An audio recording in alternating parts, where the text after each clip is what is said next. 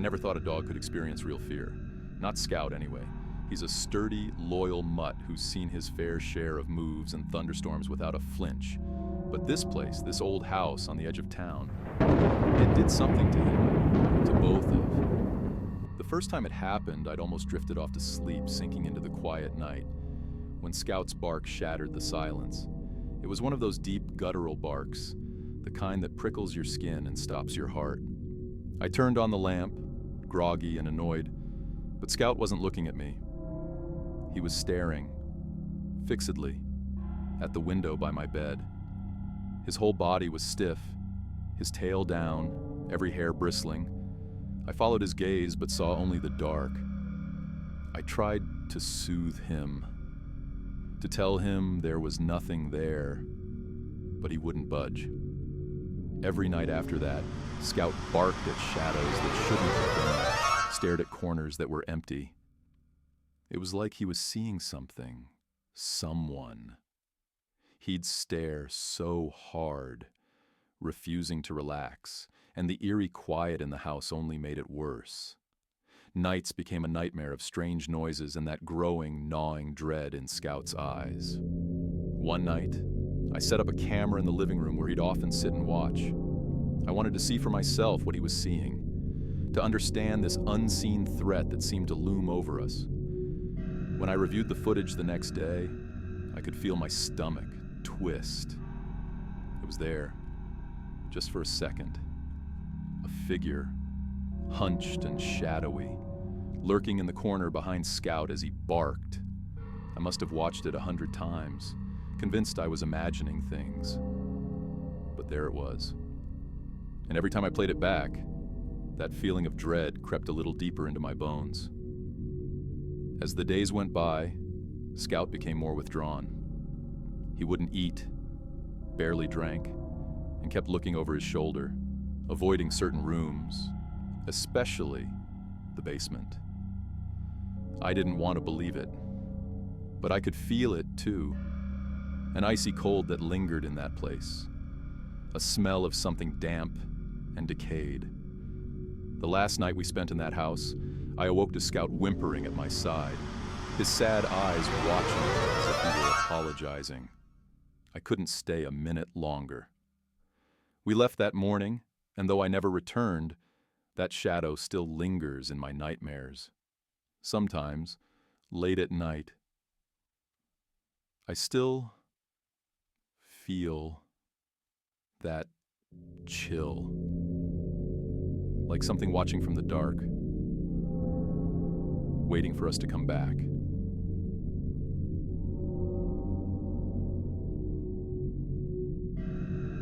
I've always taken in strays. There's something about a lost animal that makes me want to give it a place, a little corner to call its own. When I found Sable, a small trembling black cat with one green eye and one blue, on a cold winter's day, I didn't hesitate. She was skittish, darting her gaze around the room, always on edge, but I chalked it up to her hard life on the streets. But after a few weeks, Sable's behavior became strange. She'd sit at my bedroom door every night, facing the hallway, her eyes wide and alert. Her back would arch, her fur standing straight up, and a low hiss would escape her, directed at the empty hallway. I'd wake up and see her there, vigilant, as if guarding me from something. I tried to brush it off, tried to believe it was just her adjusting to her new home. Every time she did it, that pit of dread in my stomach grew. One night, I woke to the sound of her hissing, but it was different this time. Louder, more desperate. She stood at the end of my bed, fixated on the doorway. I was afraid to look, but something in me, some primal fear forced me to. The room was dark, the light switch wouldn't work, and in the dead silence, I could hear a faint sound. Footsteps, slow, almost delicate, creeping down the hall. I lay there paralyzed, clutching the sheets as Sable's hisses grew fiercer. When the footsteps stopped just outside my door, I barely dared to breathe. The next morning, I found scratches along the walls, scratches that seemed to start from the hall and end at my bedroom door. After that night, my other cats wouldn't come out of hiding. They refused to eat, to drink, to move. Sable, though, she held her ground, her mismatched eyes fixed on that hall every night. I couldn't stay there any longer. Before I left, I had a priest come to bless the apartment. The moment he entered, he paused, his eyes on the blackened mark on the door frame that I hadn't even noticed. A faint smeared handprint, cold and ashy to the touch. Sable said. Or maybe she just warned me. Either way, I left that place behind. But even now, I still wake at night, feeling the weight of unseen eyes just outside my door.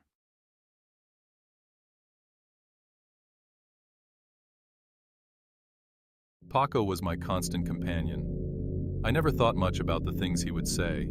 He was a parrot, after all, and parrots mimic. He'd repeat things he'd heard on TV, my laugh, and sometimes, to my surprise, even my mother's voice.